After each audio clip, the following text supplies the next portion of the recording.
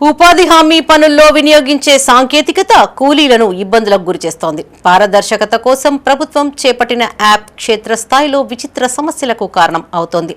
వేములవాడ రాజన్నకు మొక్కు చెల్లించుకున్న కూలీలను face recognition app గుర్తించకపోవడంతో వారి attendance నమోదు కోసం విఫల ప్రయత్నాలు చేశారు.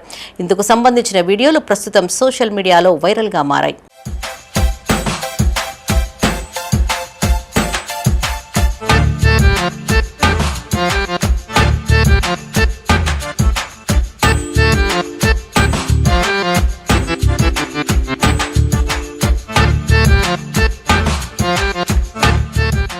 రాజన్న సిరిసిల్ల జిల్లా వీర్నపల్లి మండలం ఎర్రగడ్డ తండాకు చెందిన నలుగురు ఉపాధి హామీ కూలీలు ఇటీవల వేములవాడ రాజన్న స్వామికి మొక్కులు చెల్లించి గుండు చేయించుకున్నారు.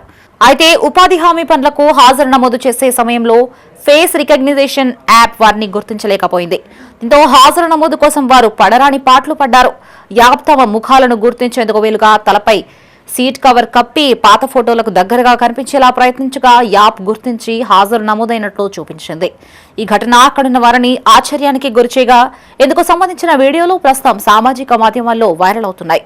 గుండు చేయించుకోవడం, రూపంలో స్వల్ప మార్పులు రావడం వంటి కారణాలతో హాజరు నమోదు కాకపోవడం పట్ల కూలీలు ఆందోళనకి గురవుతున్నారు.